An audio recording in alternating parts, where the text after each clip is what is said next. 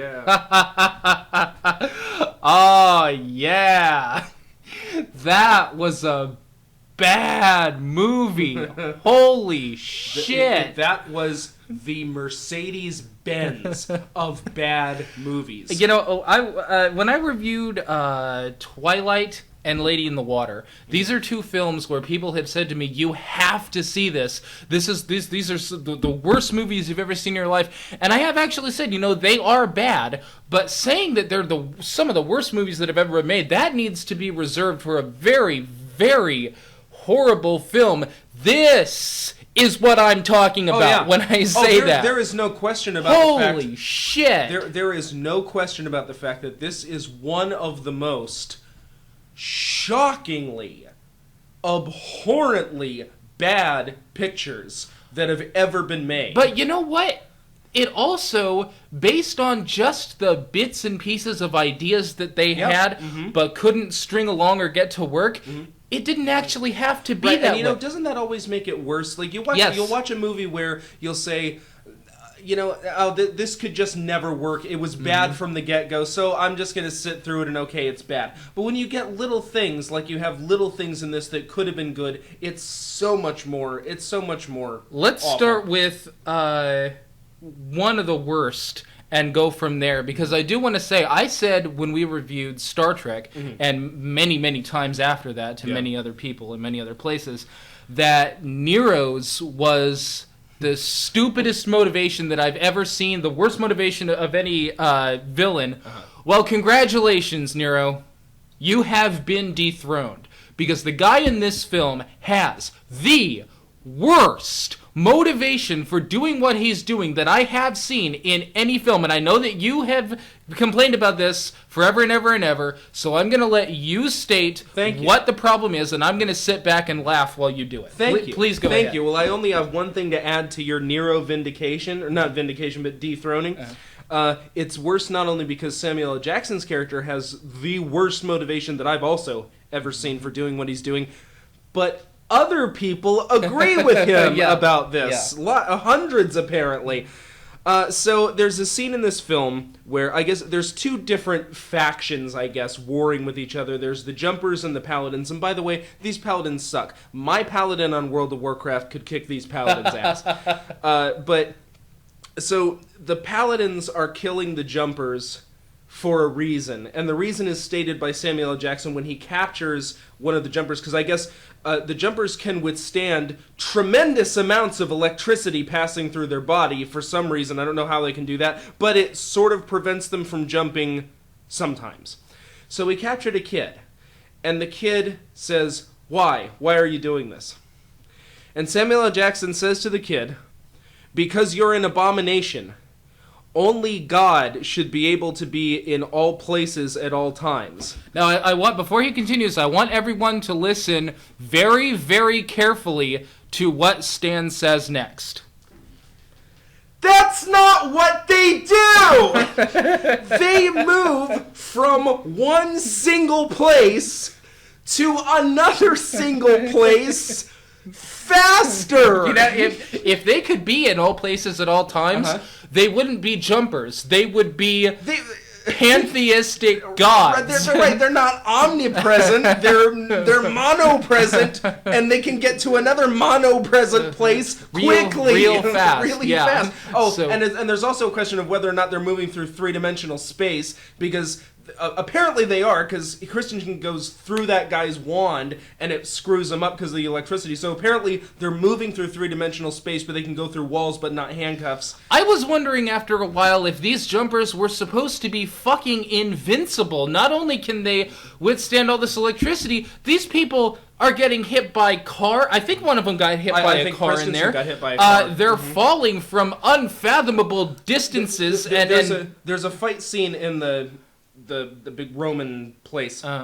And Hayden Christensen gets pulled down, and it's got to be at least 4 stories. Yeah. And he's fine. I mean, not a broken rib or anything. No, I don't even think he said ow. He just sort of got up. So they're fighting. One of the Paladins falls from a much shorter distance, and he gets fucked up when he hits the ground. He dies, if I'm not mistaken. Maybe. I don't remember. I can't remember In any case, either. he got fucked up. So I guess they can withstand falls better. I guess they can, like I said, apparently electricity won't kill them.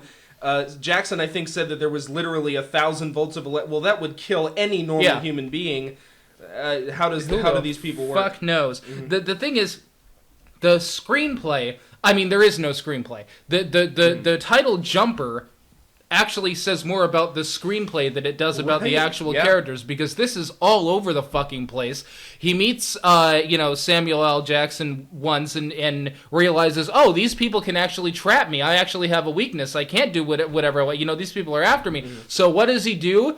He goes to the girl who he left 5 years ago and sets up a date going to Rome, and I'm like, did you just forget that this guy was just trying to kill you? You're not going to follow up on this? It felt like they forgot what order they were shooting this film in. It goes from one thing to a completely unrelated thing, and then you have things, coming and going, like his dad. This is a spoiler for anyone, although you shouldn't watch this movie, but his dad ends up getting murdered, and he feels kind of bad about it, and then he's like, hey, we need to go and we need to stop this guy. There's no grief in between. He could have gone and said, we need to stop this guy at any point in the film. For any reason in the film. And the terrible thing is, the thing with his father, how his father was he wasn't quite there for him for most of his life, and then when his son's gone for 8 years, he misses him, and apparently his son comes back every once in a while to get things, and his dad tries to talk to him, but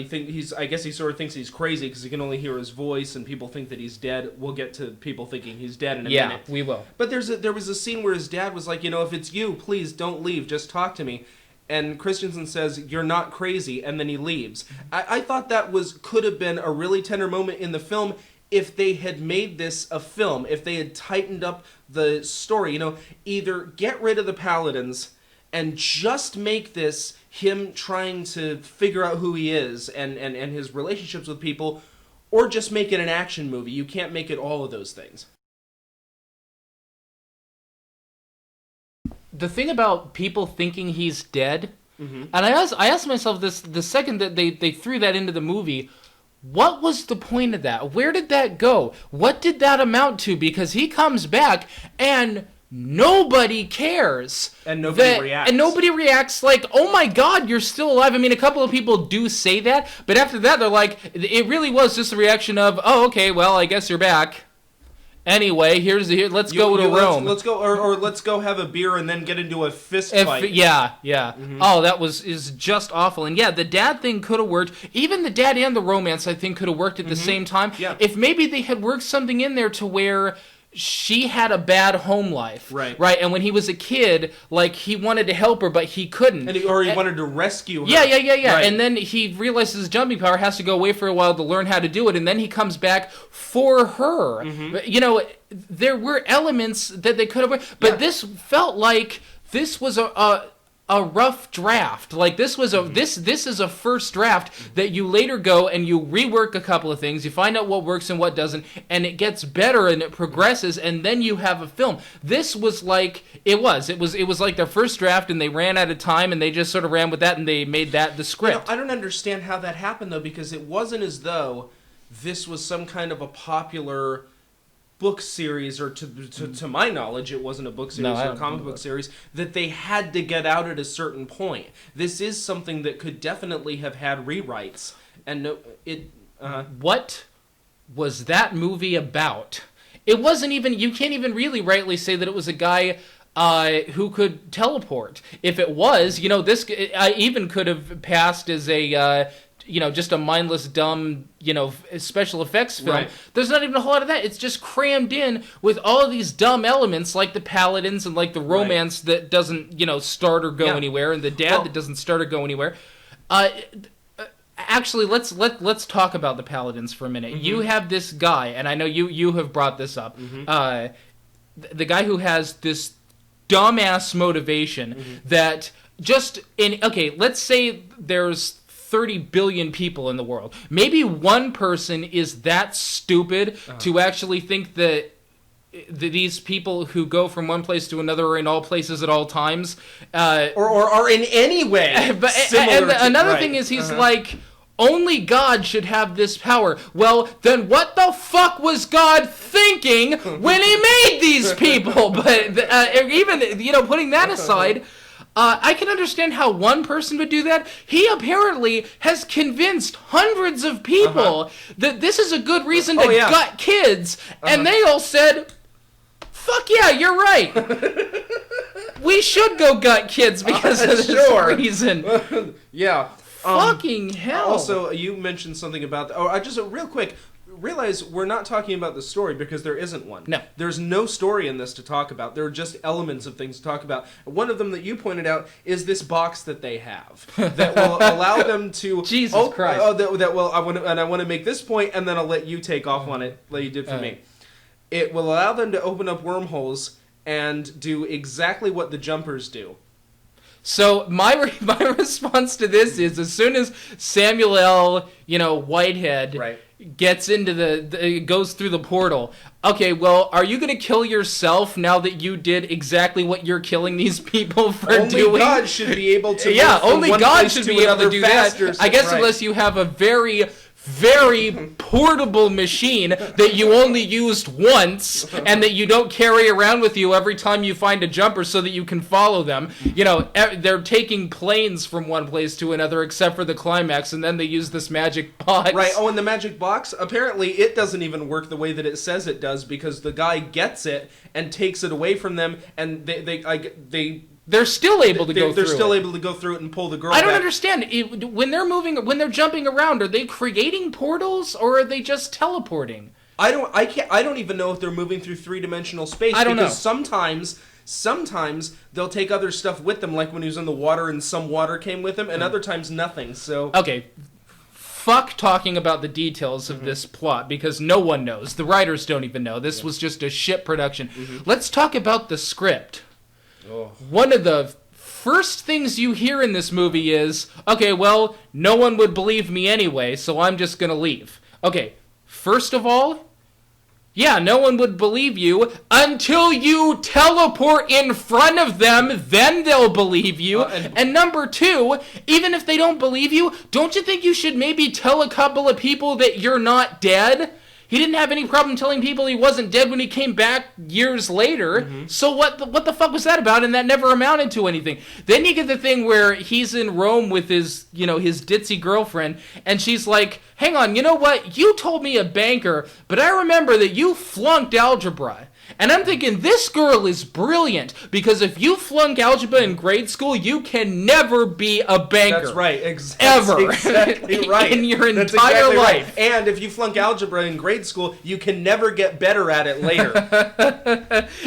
Einstein flunked math, and you know how far he got. Yeah, okay. So, Jesus Christ. Underachiever of the century, Einstein. This was howlingly awful. This isn't even astoundingly awful. This isn't even worth me reviewing as a general confused Matthew review. Well, you couldn't do it anyway because it wasn't successful. Nobody liked it, and rightfully so. And I think very few people saw it. I don't think it made a good return. And that's another thing I was going to say about this. The cinematography and the effects are really better than the movie deserves. Yeah, they're very good. Yeah, but to the best of my knowledge, it had a really good opening week. Right, I'm sure it did. And it dropped off the map after that. Yeah, well, nobody's going to want to see. Who would want to sit down and watch this?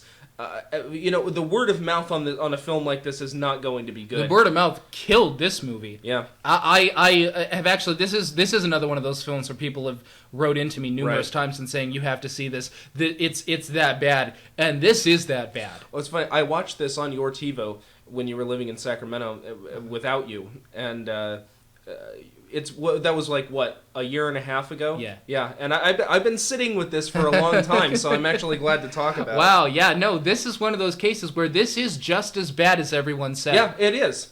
It's just as bad. And the bad reviews, they weren't exaggerated at all. I mean, this really is the crown jewel of terrible films. Yeah. Do we even need to say any more? Was there anything else you wanted to say? Yeah, that's what I'm trying to remember. Oh, the opening line when he gets to the hotel for the first time. Oh, for fuck's sake, yeah. Yeah, he comes up to the guy who runs the hotel, and the guy at the hotel says, okay, you're not going to do anything weird, are you? I'm like, does he ask everyone who checks into this hotel that question? His exact line was, you're not going to be trouble, are you? No weird stuff? No weird stuff. Yeah. Like teleporting. Get it? So we can set up the opening line. And then he's listening to music up there. He comes up to the room and he's like, hey, I said no weird stuff. What the fuck? He's listening to music. Yeah, I said no weird stuff like listening to music. I guess that's weird. Turn it off. We're done. Whoever wrote this, go fuck yourself. Yeah. Oh, yeah. Fuck yourself, and you should be really ashamed of yourself. Don't have children, and if you do have children, don't raise them to be writers. Well, it was good for a laugh. Yeah. Anyway, that's what we had to say about Jumper. Don't watch it.